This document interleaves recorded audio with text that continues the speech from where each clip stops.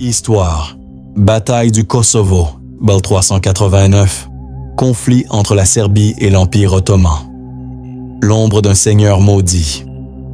Imaginez-vous dans une forêt obscure des Balkans, où les loups hurlent et les étoiles semblent murmurer des malédictions. Vuk Branković, seigneur serbe, se tient seul, un poignard ensanglanté à la main, invoquant des forces que nul mortel ne devrait oser toucher. Était-ce un héros ou un homme damné par ses propres terreurs? Plongez dans cette histoire terrifiante et découvrez la vérité cachée de Kosovo 1389. Likez, abonnez-vous et partagez vos pensées dans les commentaires pour faire vivre ce mystère médiéval. En 1389, les plaines de Kosovo étaient sur le point de devenir un charnier. Vuk Branković, un noble serbe, était au cœur de cette tempête. Pourtant, derrière son image de chef militaire, se cachait une âme tourmentée par des visions et des rituels qui freinent frémir même les plus courageux. Né vers 1345 dans une famille noble serbe, Vuk était l'héritier d'une lignée fière, mais fracturée, dans un royaume déchiré par les rivalités internes et la menace croissante de l'Empire ottoman. Alors que le sultan Murat Mies rassemblait une armée colossale pour écraser les Serbes, Vuk, à la tête de ses propres troupes, semblait moins préoccupé par la stratégie militaire que par des pratiques occultes qui, selon les rumeurs, guidèrent ses pas. Les chroniques serbes, souvent biaisées, décrivent Vuk comme un homme d'une intelligence aiguisée, mais d'une étrange mélancolie. Des témoignages fragmentaires tirés des archives de l'époque suggèrent qu'il passait des nuits entières dans des chapelles abandonnées, entouré de cierges vacillants, murmurant des prières dans une langue que personne ne comprenait.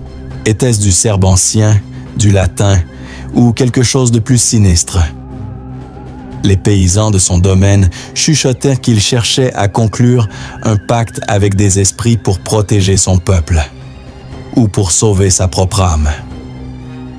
Ces rituels, bien que jamais pleinement documentés, semblaient liés à une peur viscérale de la mort, une obsession qui imprégnait chaque aspect de sa vie. À l'approche de la bataille de Kosovo, Vuk était déjà un homme marqué par la suspicion. Ses pairs, y compris le prince Lazar Rebelianović, le regardaient avec méfiance. Les rumeurs de sa trahison commençaient à circuler, alimentées par sa réticence à partager ses plans militaires et ses absences prolongées lors des conseils de guerre. Mais ce que ses contemporains ignoraient, c'était l'ampleur de sa terreur intérieure.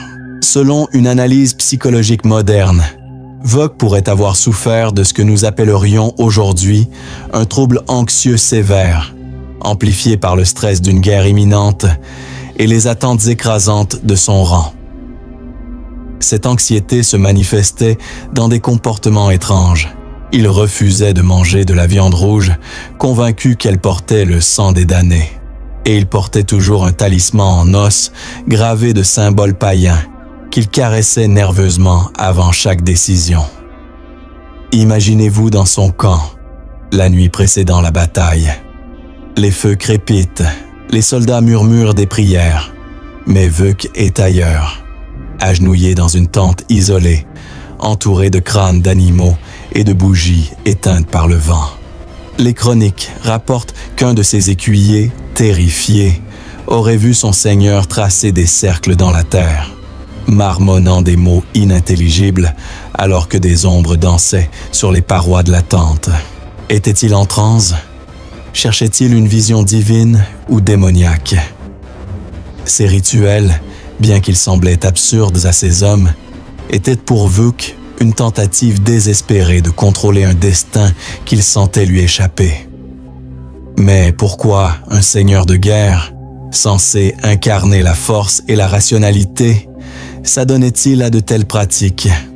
Les historiens modernes suggèrent que Vuk, vivant dans une époque où la religion et la superstition se mêlaient inextricablement, croyait sincèrement que des forces surnaturelles déterminaient l'issue des batailles.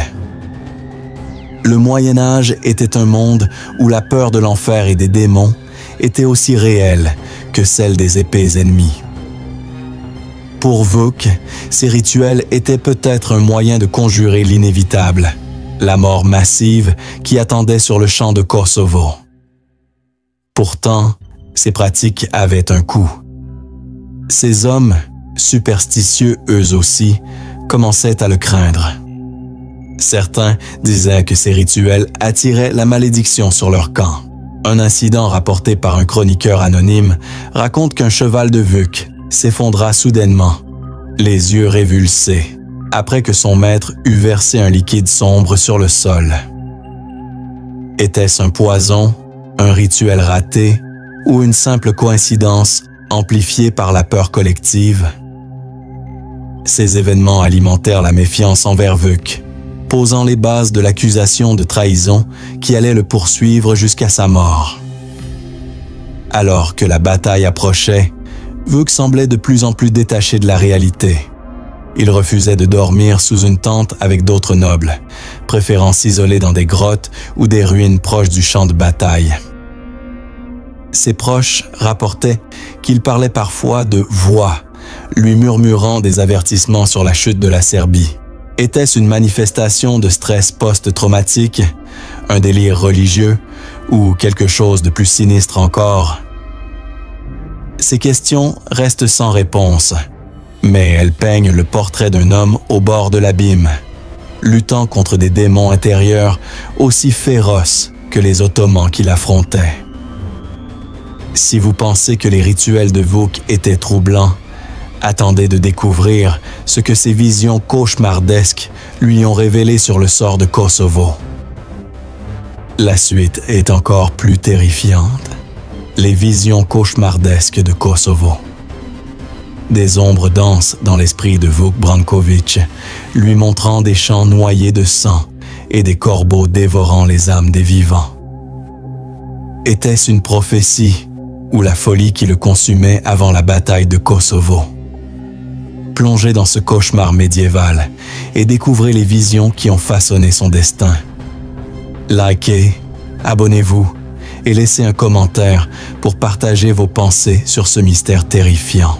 Alors que les armées serbes se rassemblaient sur les plaines de Kosovo en juin 1389, Vuk Branković semblait moins un chef militaire qu'un homme hanté par des visions. Les chroniqueurs de l'époque, bien que prudents dans leurs récits, rapportent que Vuk passait des heures à fixer l'horizon, comme s'il voyait au-delà du monde visible. Ces hommes, déjà nerveux à l'approche de l'Empire ottoman, murmuraient qu'il était touché par les esprits. Mais quelles étaient ces visions qui le tourmentaient? Et comment ont-elles influencé ses actions lors de la bataille la plus cruciale de l'histoire serbe? Les récits fragmentaires suggèrent que Vuk souffrait de cauchemars récurrents où il voyait des plaines de Kosovo transformées en un lac de sang, avec des corbeaux noirs déchirant les corps de ses camarades. Dans une de ces visions, rapportée par un moine qui servait comme scribe dans son camp, Vuk affirmait avoir vu un cavalier sans visage, monté sur un cheval de feu, lui ordonnant de quitter le champ ou périr avec les damnés. Était-ce une manifestation de sa peur de l'échec, ou croyait-il réellement que des forces surnaturelles guidaient son destin? Les historiens modernes, s'appuyant sur des analyses psychologiques, suggèrent que ces visions pourraient être des symptômes d'un stress extrême, exacerbé par la pression d'une guerre imminente et les tensions politiques internes. Vuk, en tant que seigneur d'un vaste territoire serbe, était sous une pression énorme. La Serbie, divisée par des rivalités nobiliaires, peinait à former une alliance unie contre les Ottomans. Le prince Lazar, chef nominal de la coalition serbe, comptait sur Vuk pour fournir des troupes et des ressources. Mais les relations entre les deux hommes étaient tendues. Vuk, souvent perçu comme distant et imprévisible, alimentait les soupçons par son comportement erratique. Ses visions, qu'il partageait parfois avec ses conseillers les plus proches, renforçaient cette méfiance. Un noble serbe, Miloš Obilić, aurait même accusé Vuk de parler aux démons lors d'un conseil de guerre. Une accusation qui, bien que non prouvée, reflétait l'atmosphère de suspicion. Imaginez-vous à la place d'un soldat sous les ordres de Vuk. La nuit est froide, le vent porte l'odeur de la mort imminente. Et votre Seigneur, au lieu de donner des ordres clairs, murmure des prophéties sur des ombres qui dévoreront la Serbie. Ces visions n'étaient pas seulement des hallucinations personnelles, elles influençaient ses décisions militaires. Par exemple, Vuk insistait pour positionner ses troupes sur le flanc gauche du champ de bataille, prétendant qu'une voix lui avait révélé que c'était la seule voie pour éviter une malédiction. Cette décision, bien que stratégique selon certains historiens, fut critiquée par ses pairs comme un signe de faiblesse ou de désorganisation. Les superstitions médiévales jouaient un rôle central dans la vie de Vuk. À une époque où les présages étaient repris au sérieux, ces visions étaient aperçues comme un mélange de divinité et de damnation. Les paysans de son domaine racontèrent qu'il avait consulté une vieille femme, une sorcière locale, avant la bataille. Cette femme, connue sous le nom de Baba Jelena, aurait lu l'avenir dans les entrailles d'un corbeau sacrifié. Selon la légende, elle avertit Vuk que le sang des Serbes coulerait comme un fleuve s'il ne faisait pas un sacrifice personnel. Vuk, terrifié par cette prophétie, aurait offert un de ses propres chevaux en sacrifice, un acte qui choqua ses hommes, habitués à voir les bêtes comme des ressources précieuses. Mais les visions de Vuk n'étaient pas seulement des images de mort. Certaines semblaient étrangement précises. Une nuit, il aurait prédit la mort du sultan Mourad Ier, affirmant avoir vu un poignard scintillant dans l'obscurité. Étonnamment, cette prédiction se réalisa lorsque Miloš Obilić assassina Mourad pendant la bataille. Était-ce une coïncidence ou Vuk avait-il un don de prescience? Les historiens restent divisés, mais cette précision alimenta les rumeurs selon lesquelles Vuk était en contact avec des forces surnaturelles, peut-être même au prix de son âme. Ces visions, bien qu'effrayantes, donnaient à Vuk une aura mystique. Ses hommes, bien que terrifiés, le suivaient avec une loyauté mêlée de crainte. Cependant, cette même aura renforçait les accusations de trahison. Lorsque Vuk quitta le champ de bataille avant la fin, un acte que beaucoup interprétèrent comme une désertion, ces visions furent utilisées contre lui. Les chroniqueurs serbes, fidèles à Lazare, écrivirent que Vuk avait fui par peur ou par un pacte secret avec les Ottomans. Mais une analyse plus nuancée suggère que Vuk, croyant à ses propres prophéties, pensait peut-être sauver ses hommes d'un massacre inévitable. Pour comprendre Vuk, il faut se plonger dans le contexte médiéval. La peur des présages et des malédictions était omniprésente. Les hommes du XIVe siècle vivaient dans un monde où chaque événement, une tempête, une maladie, une défaite, était interprété comme un signe divin ou démoniaque. Vuk, élevé dans cette culture, n'était pas simplement un superstitieux. Il était un produit de son temps, où la frontière entre réalité et surnaturel était floue. Ces visions, bien qu'elles semblent irrationnelles aujourd'hui, étaient pour lui une boussole dans un monde chaotique. Pourtant, ces visions avaient un coût. Elles isolèrent Vuk, le rendant de plus en plus paranoïaque. Il soupçonnait même ses alliés les plus proches de comploter contre lui.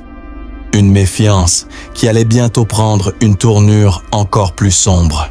Si vous pensez que ces visions étaient terrifiantes, attendez de découvrir comment sa paranoïa a transformé ses alliés en ennemis. La paranoïa d'un homme traqué. Vuk Branković voyait des traîtres dans chaque ombre, convaincu que même ses plus proches alliés complotaient de sa chute. Était-ce la folie ou une intuition aiguisée par le danger?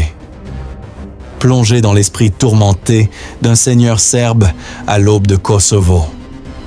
Likez, abonnez-vous et partagez vos réflexions dans les commentaires. À l'approche de la bataille de Kosovo, Vuk Branković était un homme déchiré entre son devoir de protéger la Serbie et une paranoïa croissante qui le consumait.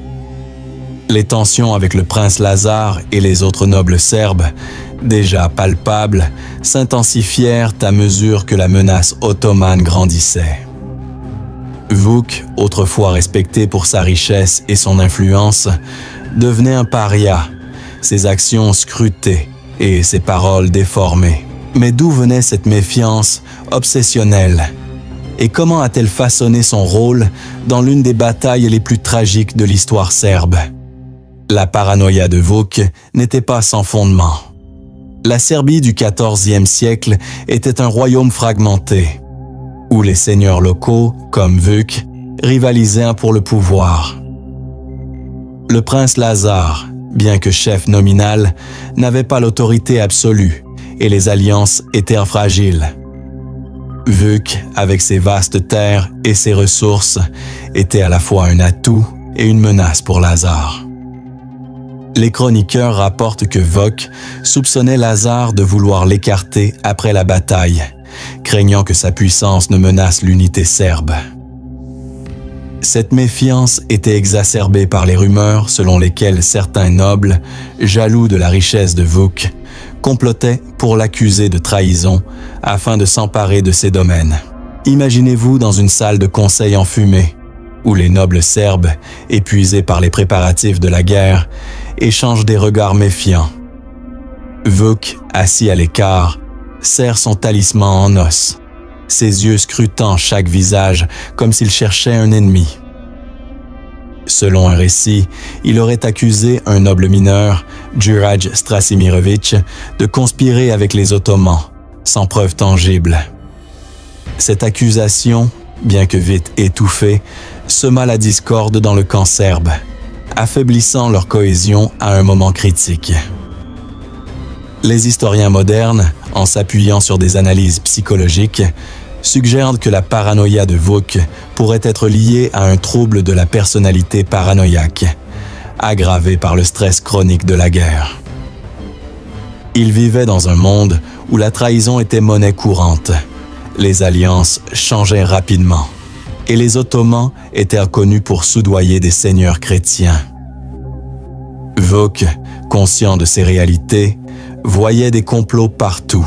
Il refusait de partager ses plans militaires, même avec ses propres officiers, craignant que ses stratégies ne soient transmises à l'ennemi. Cette méfiance, bien que compréhensible, le rendait imprévisible et difficile à diriger. Un incident particulièrement troublant illustre l'ampleur de sa paranoïa. Quelques jours avant la bataille, Vuk ordonna l'exécution d'un de ses écuyers, accusé d'avoir regardé trop longtemps un messager ottoman. Selon les chroniques, l'écuyer, un jeune homme nommé Stéphane, fut décapité sans procès, son corps laissé à l'abandon pour servir d'avertissement. Cet acte choqua même les soldats les plus endurcis, qui commencèrent à murmurer que Vuk était possédé par une ombre maléfique. Était-ce un simple accès de rage, ou Vuk croyait-il vraiment que Stéphane était un espion? Cet événement renforça l'idée qu'il était un homme instable, incapable de gérer la pression. Mais la paranoïa de Vuk ne se limitait pas à ses alliés. Il était également convaincu que les Ottomans utilisaient des sorciers pour l'espionner. Une rumeur, rapportée par un moine serbe, raconte que Vuk avait fait fouiller le camp ottoman capturé pour trouver des amulettes maudites qu'il croyait capables de révéler ses pensées. Bien que ces recherches n'aient rien donné, elles témoignent de l'état d'esprit d'un homme qui vivait dans un monde où le surnaturel et le réel se confondaient. Cette paranoïa avait des conséquences directes sur la bataille. Vuk, convaincu que ses alliés le trahiraient, refusa de coordonner pleinement ses troupes avec celles de Lazare. Cette désunion contribua à la fragmentation de l'effort serbe, permettant aux Ottomans de prendre l'avantage. Pourtant, il est important de noter que Vuk n'était pas le seul à se méfier. Lazare lui-même, selon certaines sources, doutait de la loyauté de Vuk, alimentant un cycle de suspicion mutuelle qui affaiblit leur cause commune. Malgré tout, Vuk n'était pas dénué de qualité. Il était un stratège compétent, et ses terres prospéraient grâce à son administration rigoureuse. Certains historiens suggèrent que sa paranoïa, bien que destructrice, était aussi une forme de vigilance qui lui permit de survivre dans un environnement politique impitoyable. Mais à quel prix? Ses hommes, autrefois loyaux, commençaient à douter de lui, et ses alliés le voyaient comme un danger. Si sa paranoïa était terrifiante, attendez de découvrir les actes cruels qu'il commit pour protéger son pouvoir. La cruauté d'un seigneur désespéré. Vuk Branković n'hésitait pas à verser le sang pour protéger son pouvoir, mais ses actes cruels cachaient une peur plus profonde. Quel sombre sacrifice a-t-il fait avant Kosovo?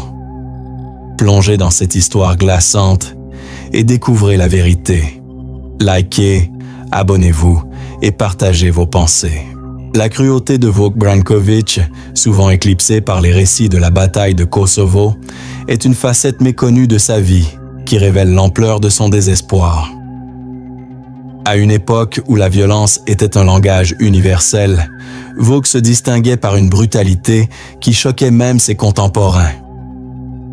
Mais était-il un monstre ou un homme poussé à l'extrême par la peur de perdre tout ce qu'il avait construit? Cette partie explore les actes sombres qu'il commit pour maintenir son autorité et comment ils contribuèrent à sa réputation de traître maudit. Vuk régnait sur un vaste territoire dans le sud de la Serbie, une région riche mais vulnérable, convoitée par les Ottomans et les nobles serbes rivaux. Pour sécuriser son pouvoir, il n'hésitait pas à recourir à des méthodes impitoyables. Les chroniques rapportent qu'il ordonnait régulièrement des exécutions publiques pour punir ceux qu'il soupçonnait de déloyauté. Dans un village sous son contrôle, un groupe de paysans, accusés d'avoir caché des provisions aux Ottomans, fut brûlé vif sur la place publique. Cet acte, bien que courant dans le contexte médiéval, était perçu comme excessif, même par les standards de l'époque.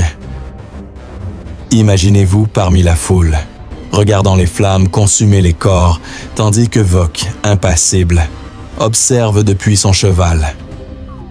Les cris des victimes résonnent, mais ses yeux restent froids, comme s'il voyait au-delà de la scène. Selon un témoin, il aurait murmuré « Le feu purifie les âmes faibles ». Était-ce une justification religieuse ou une tentative de masquer sa propre terreur? Les historiens modernes suggèrent que ces actes de cruauté étaient moins des manifestations de sadisme que des tentatives désespérées de maintenir l'ordre dans un monde au bord du chaos. Un autre incident illustre la brutalité de Vuk. Après avoir capturé un groupe de mercenaires bosniaques soupçonnés d'espionnage pour les Ottomans, il ordonna qu'ils soient empalés vivants le long d'une route menant à son château. Cette pratique, bien que courante chez les Ottomans, était rare parmi les Serbes chrétiens, et elle choqua ses alliés. Les corps, laissés à pourrir sous le soleil, servaient d'avertissement à quiconque osait défier son autorité. Mais cet acte renforça également l'idée que Vuk était un homme déconnecté de la morale chrétienne qu'il prétendait défendre. Sa cruauté ne se limitait pas aux ennemis. Même ses propres hommes n'étaient pas à l'abri. Lors d'une disette dans son domaine, Vuk refusa de distribuer les réserves de grains, craignant qu'elles ne soient nécessaires pour la guerre. Des familles entières moururent de faim, et les survivants racontaient que Vuk, hanté par la culpabilité, évitait de regarder les visages des affamés. Pourtant, il ne céda pas, convaincu que sa survie et celle de la Serbie dépendaient de sa fermeté. Cette intransigeance, bien que stratégique, aliéna une grande partie de sa population. Les historiens soulignent que la cruauté de Vuk était en partie un produit de son époque. Le Moyen Âge était une période où la violence était un outil de gouvernance, et les seigneurs devaient inspirer la peur pour maintenir le contrôle. Mais chez Vuk, cette violence semblait teintée d'une angoisse personnelle. Ces rituels occultes, mentionnés dans la première partie, se mêlaient à ces actes cruels, comme s'il cherchait à apaiser des forces invisibles par le sang. Une rumeur raconte qu'il offrait des sacrifices humains dans des grottes isolées, bien que ces récits soient probablement exagérés par ses ennemis. Malgré sa brutalité, Vuk n'était pas dénué de remords. Certaines sources rapportent qu'il passait des nuits à prier pour le pardon, agenouillé dans des églises désertes. Était-ce une tentative de rédemption ou une peur croissante de la damnation? Cette dualité, cruauté et culpabilité, rend Vuk fascinant. Il n'était pas un tyran sans cœur, mais un homme brisé par les exigences de son temps. Si ces actes cruels vous choquent, attendez de découvrir les secrets qu'il emporta dans sa tombe. Les secrets cachés de Vuk. Derrière les murailles de son château, Vuk Branković cachait des secrets si sombres qu'ils auraient pu détruire son nom à jamais. Quel mystère entourait sa vie privée? Plongez dans l'intimité d'un seigneur maudit. Likez, abonnez-vous et partagez vos réflexions. La vie privée de Vuk Branković est un territoire peu exploré, enveloppé de rumeurs et de silence. Contrairement à d'autres seigneurs serbes, dont les exploits ou les scandales étaient largement documentés, Vuk gardait jalousement ses secrets, même de ses proches. Cette partie dévoile les aspects méconnus de son existence, ses relations, ses obsessions et les mystères qui alimentaient les chuchotements dans les cours et les villages. Vuk était marié à Mara, la fille du prince Lazar, une union arrangée pour sceller une alliance politique. Mais leur mariage, loin d'être une histoire d'amour, était marqué par la distance et la méfiance. Les chroniques suggèrent que Mara craignait son mari, non pas à cause de violences physiques, mais à cause de son comportement étrange. Elle racontait à ses suivantes que Vuk disparaissait souvent la nuit, revenant à l'aube avec des vêtements tachés de terre et une expression hagarde. Où allait-il? Certains disaient qu'il rencontrait des sorciers dans les forêts, d'autres qu'il priait dans des cryptes oubliées. Mara, profondément religieuse, aurait tenté de le ramener à la foi chrétienne, mais en vain. Un secret particulièrement troublant concerne un enfant illégitime que Vuk aurait eu avec une paysanne. Selon une légende locale, cette femme, nommée Jelka, fut exilée après avoir donné naissance à un fils. Vuk, craignant que cet enfant ne devienne une menace pour son héritage, aurait ordonné qu'il soit élevé dans un monastère isolé. Mais les rumeurs racontent une histoire plus sinistre. Certains affirment que l'enfant fut sacrifié lors d'un rituel pour apaiser les esprits qui hantaient Vuk. Bien que ces récits manquent de preuves, ils reflètent la peur que Vuk inspirait, même dans sa propre famille. Imaginez-vous dans les couloirs sombres du château de Vuk, où les serviteurs chuchotent des histoires de portes verrouillées et de cris étouffés. Une rumeur persistante raconte que Vuk conservait une chambre secrète, accessible uniquement par un passage souterrain. Là, il aurait entassé des objets étranges, des ossements, des amulettes et des parchemins écrits dans une langue inconnue. Était-ce une collection d'artefacts religieux ou les vestiges de ces pratiques occultes? Les historiens modernes spéculent que cette chambre, si elle existait, pourrait avoir été un sanctuaire où Vuk cherchait à comprendre ses visions. Sa vie privée était également marquée par une obsession pour l'immortalité. Vuk, terrifié par la mort, consultait des alchimistes et des guérisseurs, espérant découvrir un élixir ou un rituel pour prolonger sa vie. Une source rapporte qu'il buvait un mélange de vin et de cendre, croyant que cela renforçait son âme contre les démons.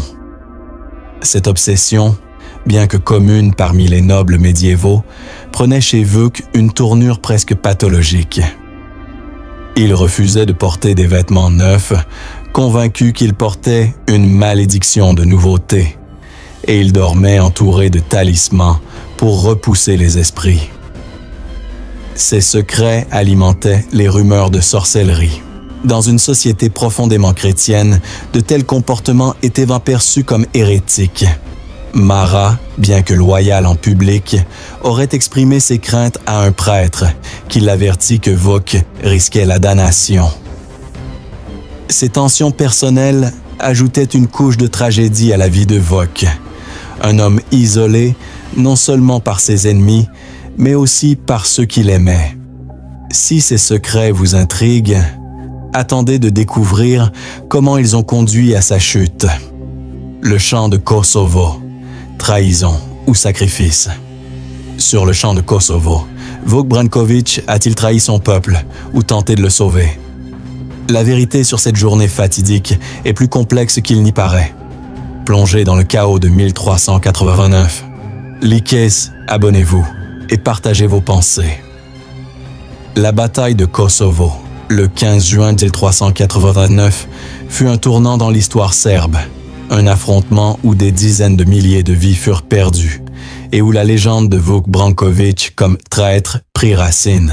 Mais que s'est-il réellement passé ce jour-là? Et pourquoi Vuk quitta-t-il le champ de bataille? Cette partie explore les événements de Kosovo à travers le prisme des actions de Vuk, mêlant récits historiques et spéculations modernes pour révéler une vérité plus nuancée. Le matin de la bataille, les plaines de Kosovo étaient enveloppées d'un brouillard épais, un présage sinistre pour les Serbes. Vuk, commandant une force importante sur le flanc gauche, était censé tenir sa position contre les vagues ottomanes. Mais les récits divergent sur ce qu'il fit ensuite. Selon les chroniques serbes, influencées par les partisans de Lazare, Vuk aurait abandonné le champ de bataille, laissant ses alliés à la merci des Ottomans. Cette accusation devint le fondement de sa réputation de traître. Pourtant, d'autres sources, notamment des récits ottomans, suggèrent que Vuk se retira stratégiquement pour préserver ses troupes, espérant organiser une contre-attaque. Imaginez-vous sur le champ de bataille où les cris des mourants se mêlent au fracas des épées. Vuk, monté sur son cheval, observe le carnage, ses yeux hantés par les visions de sang qu'il avait vues en rêve. Ces hommes, épuisés, luttaient contre un ennemi supérieur en nombre. Selon un témoignage, Vuk aurait ordonné une retraite après avoir vu ses lignes s'effondrer sous une charge ottomane. Était-ce un acte de lâcheté ou une décision pragmatique pour éviter un massacre total? Les historiens modernes penchent pour la seconde hypothèse, notant que Vuk survécut à la bataille et continua à résister aux Ottomans dans les années suivantes. Mais les circonstances de son départ restent troubles. Une rumeur persistante raconte que Vuk reçut un message mystérieux pendant la bataille, porté par un cavalier masqué. Ce message, dont le contenu reste inconnu, aurait convaincu Vuk de se retirer. Était-ce une ruse ottomane, une trahison interne ou une manifestation de ses propres visions? Cette incertitude alimenta les accusations contre lui, surtout après la mort héroïque de Lazare et l'assassinat de Mourad par Miloš Obilić.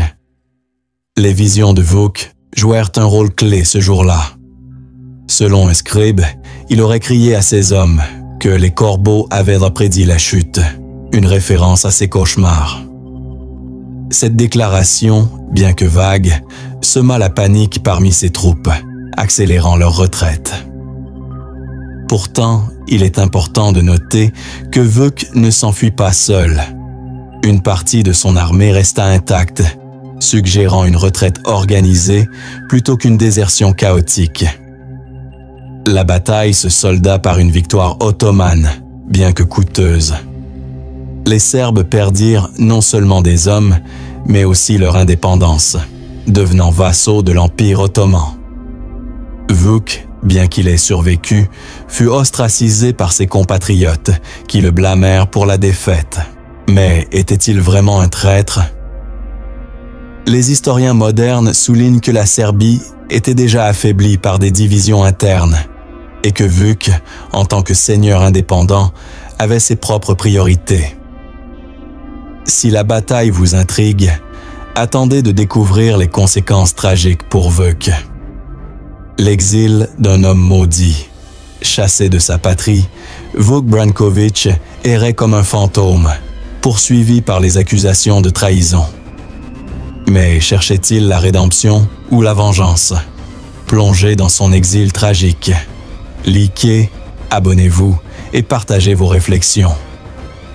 Après la bataille de Kosovo, Vuk Branković devint un paria, un homme dont le nom était synonyme de trahison.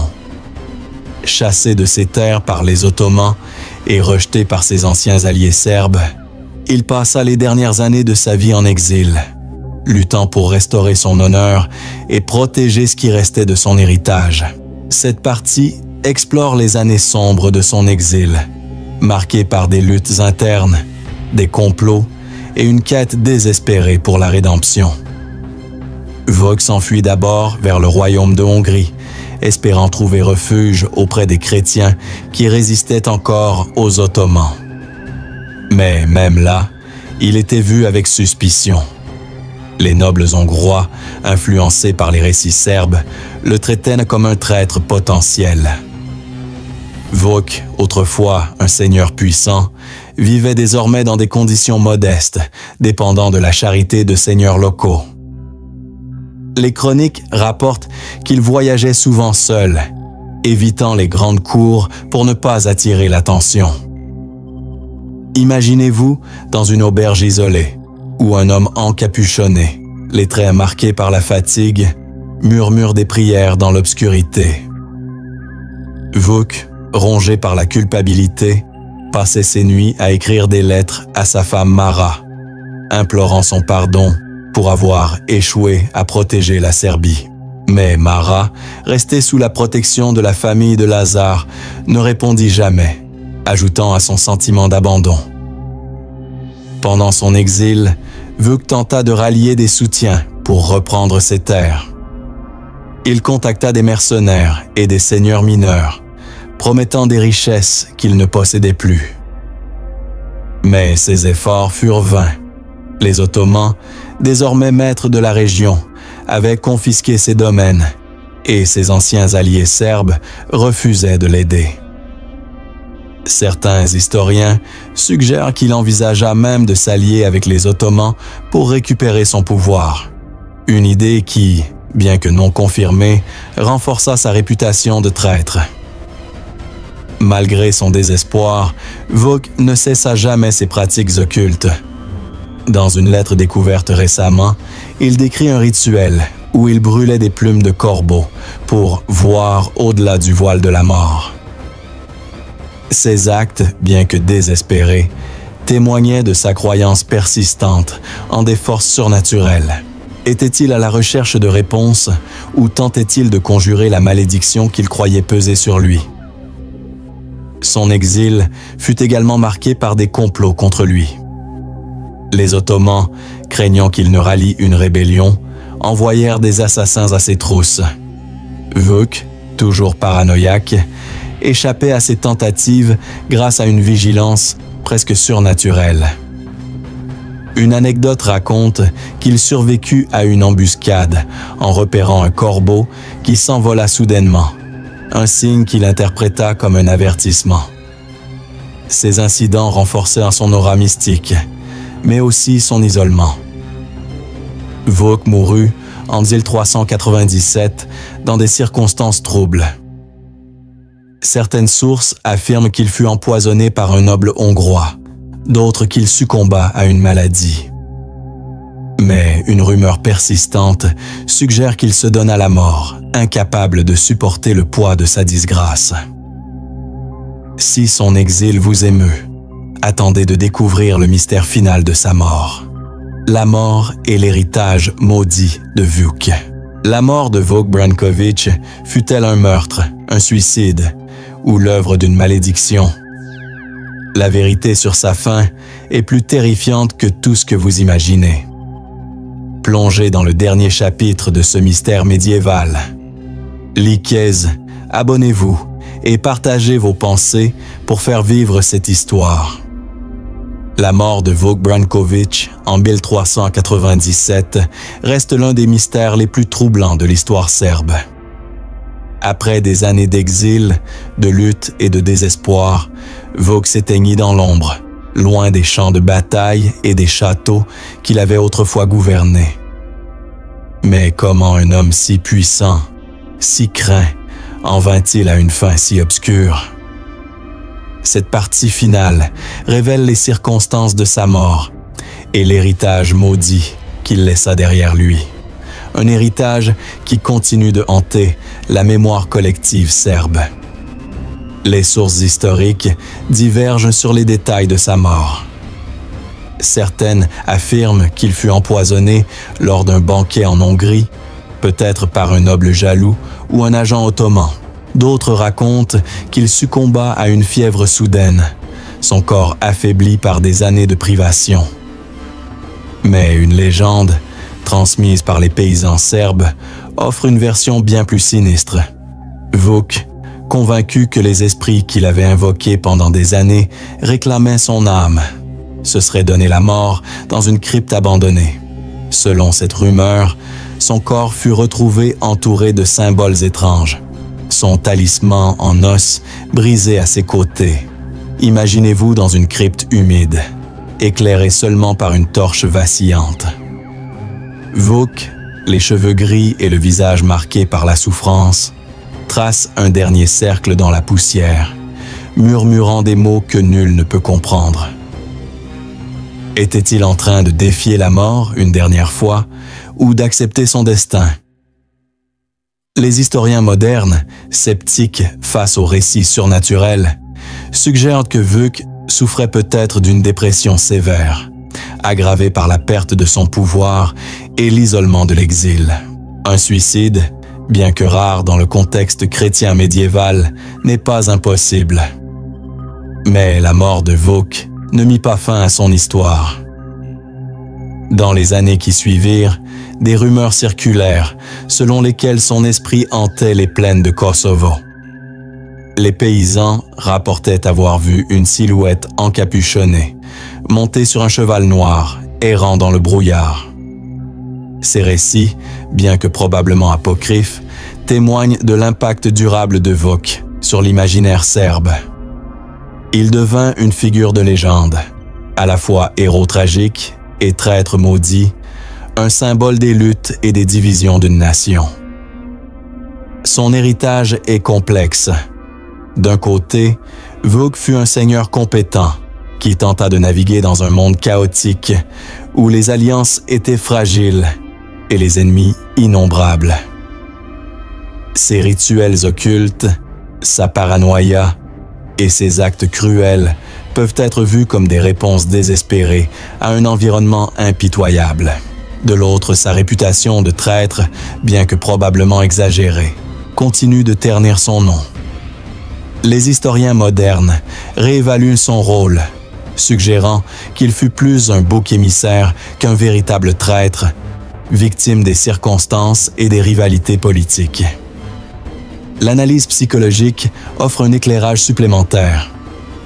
Vuk, avec ses visions et ses obsessions, était un homme en proie à des démons intérieurs, vivant dans une époque où la peur du surnaturel était omniprésente.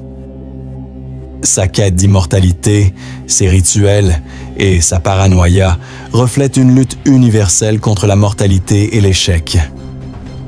Pourtant, c'est cette même lutte qui le rend si fascinant pour nous aujourd'hui. Il n'était pas un monstre, mais un homme brisé par son temps, un seigneur serbe dont l'histoire continue de résonner. Le plus grand secret de Vuk fut découvert des siècles plus tard, dans une crypte oubliée sous son ancien château. Des archéologues y trouvèrent un parchemin, écrit de sa main, confessant qu'il avait vu la chute de la Serbie dans ses rêves, mais qu'il avait choisi de se retirer à Kosovo pour sauver les âmes de ses hommes. Était-ce une justification tardive ou la preuve qu'il n'avait jamais trahi? Ce mystère reste irrésolu, mais il nous rappelle que l'histoire est rarement aussi simple qu'elle semble. Si l'histoire de Vuk Branković vous a choqué, partagez-la avec vos amis, likez et laissez un commentaire pour nous dire ce qui vous a le plus surpris. Abonnez-vous pour découvrir d'autres récits médiévaux fascinants et plongez dans les mystères oubliés de l'histoire.